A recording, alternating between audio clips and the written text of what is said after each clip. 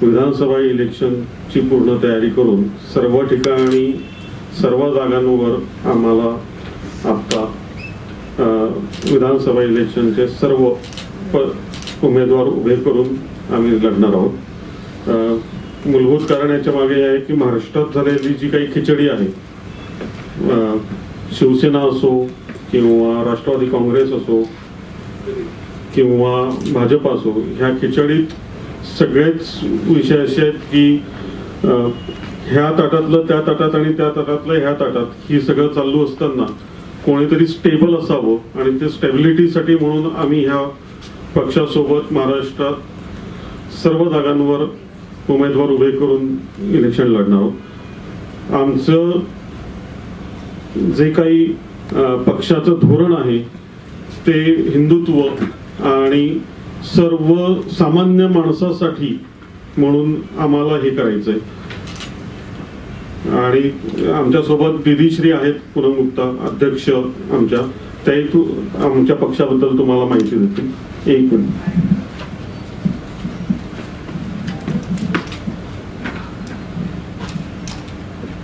यहाँ पर उपस्थित हमारे सभी पत्रकार साथी एवं भारतीय स्वदेशी कांग्रेस पार्टी के सचिव श्री सम्राट करवा जी एवं भारतीय स्वदेशी कांग्रेस पार्टी के सभी साथियों को मेरा बहुत बहुत अभिनंदन। आप सब यहाँ पर अपने व्यस्त शेड्यूल से अपना समय निकालकर आप यहाँ उपस्थित हुए, इसलिए आप सबका बहुत बहुत अभिनंदन।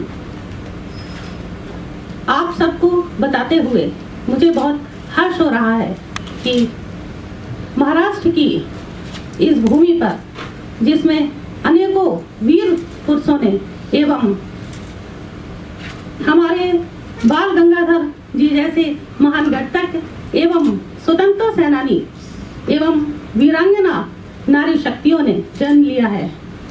इस वीर भूमि पर भारतीय स्वदेशी कांग्रेस पार्टी कोशिश में है कि विधानसभा के सभी क्षेत्रों में हम अपने प्रत्याशी उतार पाएं। महाराष्ट्र के सभी जन नागरिकों का एवं आप सभी पत्रकार साथियों का और विठल महाराज एवं माँ भवानी और भोलेनाथ का आशीर्वाद हमारे साथ रहा तो हम प्रयास में हैं कि 288 विधानसभा जो हमारे महाराष्ट्र की है उसमें हम सभी प्रत्याशियों को उतार पाएं।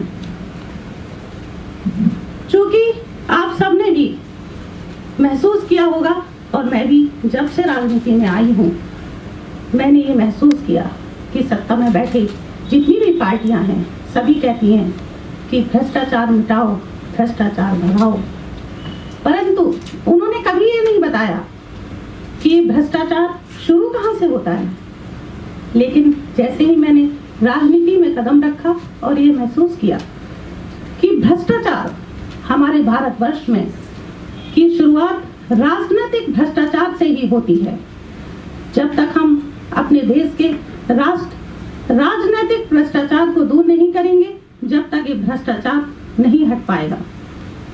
इसलिए साथियों, भारतीय स्वदेशी कांग्रेस पार्टी संकल्पित है कि सबसे पहले राजनीतिक भ्रष्टाचार को दूर किया जाएगा।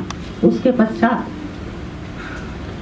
जैसे ही राजनीतिक भ्रष्टाचार आप सब भी जानते हैं कि चाहे वह प्रधानी का चुनाव हो चाहे वह लोकसभा का चुनाव हो, जितने भी प्रत्याशी क्षेत्र में उतारे जाते हैं सभी प्रत्याशियों को पैसे देकर ही टिकट मिलता है। ये बहुत ही दुखद है, जबकि ये ऐसी पृष्ठभूमि है, ऐसी व्यवस्था है कि राजनीति से ही हमारी व्यवस्था शुरू होती है। उसके बाद जब भ्रष्ट लोग राजनीति में आकर बैठ जाते हैं, क्योंकि आप सब भी जानते हैं कि राजनीति एक ऐसी जगह है जहां पर कोई भी शैक्षिक अर्हता नहीं रखी गई है।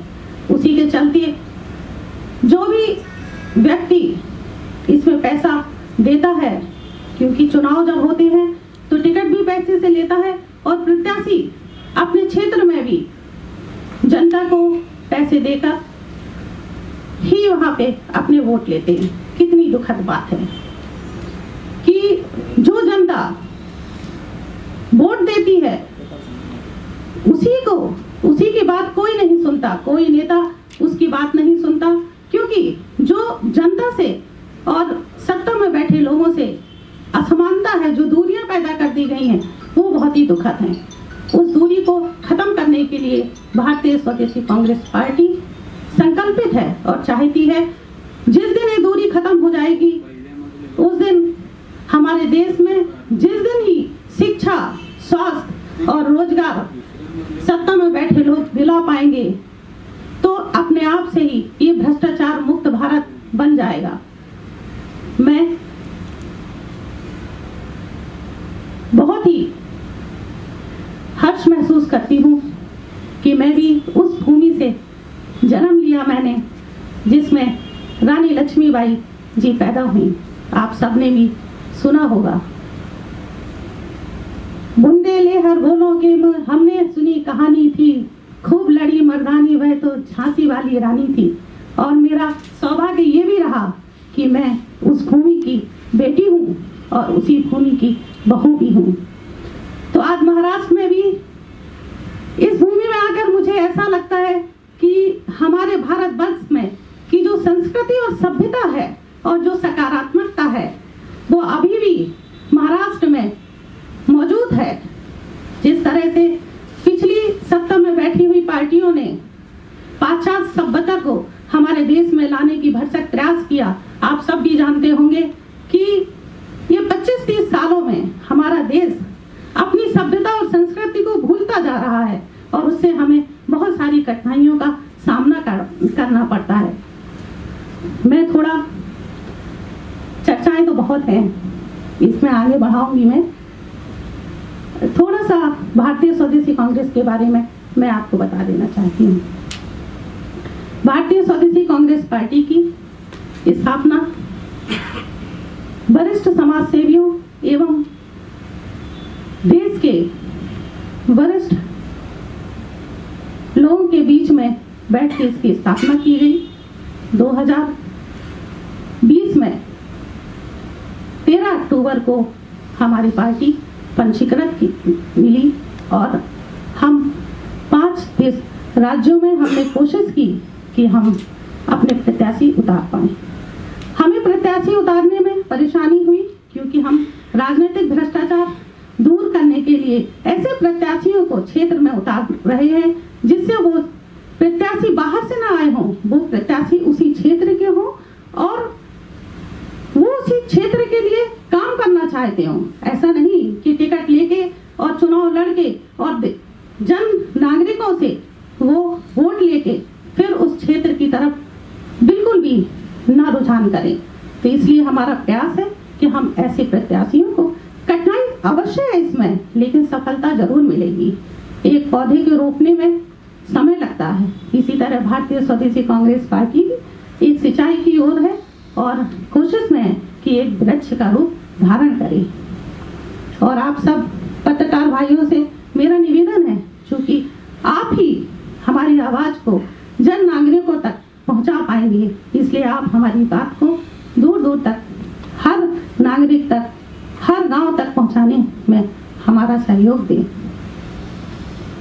बहुत समय न लेते हुए भारतीय स्वदेशी कांग्रेस पार्टी ने मैनिफेस्टो के रूप में गारंटी पत्र जारी किया है, जिसको मैं आप सबके सामने पेश करती हूँ। भारतीय स्वदेशी कांग्रेस अपने भारत देश को भ्रष्टाचार मुक्त व आर्थिक दृष्टि से स्वतंत्र बनाने हेतु पूर्ण समर्पण भाव से संघर्षरत है। भारतीय स्वदेशी कांग्रेस पार्टी चाहती है, चूंकि हम सभी सरकार को टैक्स देते हैं, जिसके बदले में आज तक किसी भी सरकार ने जनता से वोट लेने के अलावा जनहित के लिए कभी भी कोई ठोस कदम नहीं उठाया। इसलिए आज की आवश्यकता है कि भारतवर्ष के प्रत्येक गांव से शहर तक के अंतिम व्यक्ति को आर्थिक दृष्टि से सशक्तिकरण प्रदान कर नौकरी, रोजगार, निःशुल्क शिक्षा व निःशुल्क स्वास्थ्य सेवाएं मुहैया कराकर आत्मनिर्भर व खुशहाल भारत का निर्माण करें। तभी हमारा भारत देश वास्तव में स्वतंत्रता महसूस करेगा। यही हमारा संघर्ष वह संकल्प है, यही हमारी गारंटी है। आर्मी रिटायर्ड जवानों को सरकारी कार्यालयों में सुरक्षा कर्मी की नियुक्ति में प्राथमिकता दी जाएगी। प्रत्येक वर्ष बाढ़ से पीड़ित होने वाले सभी वर्गों को सुरक्षित स्थान पर पुनः स्थापित किया जाएगा। हमारे महाराष्ट्र में इसकी काफी समस्या है।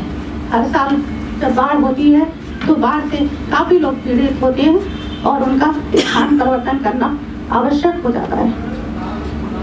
नागरिक की सुरक्षा हेतु सीसीटीवी नेटवर्क व सभी शहरों में ऑटोमेटिक ट्रैफिक मैनेजमेंट लगाया जाएगा एवं पर्यावरण संरक्षण के लिए प्रत्येक गांव से शहर तक नए फॉरेस्ट विकसित किए जाएंगे।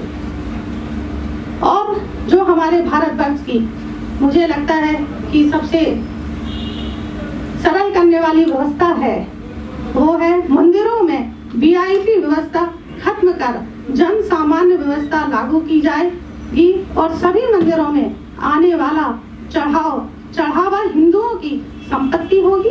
वह हिंदू समाज के विकास और उद्योग और उद्यान के उपयोग में लाई जाएगी। सभी घरों को बिजली मुफ्त देने के लिए 2 किलोवाट का सोलर सिस्टम सरकार द्वारा दिया जाएगा। सभी छोटे बड़े गांव व बस्तियों का रोड कनेक्टिविटी दी जाएगी। राज्य में पीने के पानी की समस्या से स्थायी निजात हेतु वाटर ग्रिड बनाया जाएगा व शुद्धिकरण संयंत्र लगाए जाएंगे। स्वच्छता अभियान के तहत सभी गांवों में कूड़ा निस्तारण केंद्र खोले जाएंगे। प्रत्येक गांव में खेलकूद केंद्र बनाए जाएंगे। मैं पूनम गुप्ता, भारतीय स्वदेशी कांग्रेस पार्टी की राष्ट्रीय अध्यक्ष। भारतीय स्वदेशी कांग्रेस पार्टी महाराष्ट्र में जन नागरिकों से आग्रह करना चाहती है, क्षेत्र के सभी व्यक्तियों से और नारी शक्ति से ये आह्वान करना चाहती है कि भारतीय स्वदेशी कांग्रेस पार्टी हर विधानसभा क्षेत्र में अपना प्रत्याशी चयन कर रही है। तो आप सभी से अनुरोध है कि आप सब जुड़े भारतीय स्वदेशी कांग्रेस पार्टी से और एक ऐसे प्रत्याशी का चयन करें जो क्षेत्र के लिए काम करे, भ्रष्टाचार मुक्त भारत बनाने के लिए। उस क्षेत्र की जब वो क्षेत्र में आए तो सिर्फ उस क्षेत्र के बारे में सोचे। जिस तरह से हमारे देश में ऑफिसरों की एक व्यवस्था बनाई गई है, वैसे ही सत्ता में बैठे लोगों की भी व्यवस्था बनानी चाहिए। और हम शुरुआत करते हैं कि जो भी प्रत्याशी हमारे क्षेत्र से उतरे और चुनाव लड़े और वो जीते तो उसी क्षेत्र के लिए काम करे, जिससे अगर हमारे गांव से लेकर शहर तक विकसित होगा और उसका विकास होगा तो आवश्यक है कि हमारा भारत देश भी विकसित होगा। इसके लिए ज़रूरी है कि वहाँ के प्रत्याशी बहुत ही साफ और स्वच्छ हृदय के होने चाहिए और क्षेत्र के प्रति समर्पित होने चाहिए। भारतीय स्वदेशी कांग्रेस ऐसा नाम क्यों रखा है? पहले आप देख ही रहे हैं कि जो राष्ट्रीय स्वदेशी थी, शुरुआत आज़ादी के बाद जो हमारे देश में राजनीतिक शुरुआत हुई है, अगर उस शुरुआत को हमारे देश के किसी व्यक्ति ने किया होता तो शायद हमारा देश आज कहीं और होता। आप सब देख रहे हैं कि पाश्चात्य सभ्यता जिस तरह से हमारे देश पर हावी हो गई है, जबकि आप सभी को पता है कि हमारे देश की सभ्यता और संस्कृति कितनी खूबसूरत है। हम तो 75 सालों में उस संस्कृति को सभी अन्य देशों में उड़ाने की कोशिश करते, परंतु आज स्थिति ऐसी है क्योंकि जो राष्ट्रीय कांग्रेस की स्थापना विदेशियों ने की थी और उन्होंने विदेशी परंपरा को लागू करने की कोशिश की। अगर आज हमारा स्वास्थ्य सेवा और आज हमारी शिक्षा व्यवस्था, गुरुकुल की शिक्षा व्यवस्था जो थी उस हिसाब से चल रही होती और आयुर्वेदिक शिक्षा पर आधारित होती हमारी स्वास्थ्य व्यवस्था, तो शायद आज हम बहुत आगे होते और बहुत ही हमारे भारत देश का खुशनुमा माहौल होता और ये सच में सोने की चिड़िया बन गई होती। गठबंधनाबद्दल आमचा आता कोणता अभी विचार तो चालू नाहीये? जी, अभी तो हमने जनता से गठबंधन कर रखा है। अभी तक जितने भी राज्यों में हमने प्रत्याशी उतारे हैं तो केवल जनता से ही गठबंधन किया है और किसी भी पार्टी से गठबंधन का हमारा तुम्हाला एक प्रश्न होता, महाराष्ट्रात मराठा आरक्षण सुरू आहे, यावर आपल्या पक्षाची भूमिका काय राहणार आणि आरक्षणाबद्दल तुमचं काय मत आहे?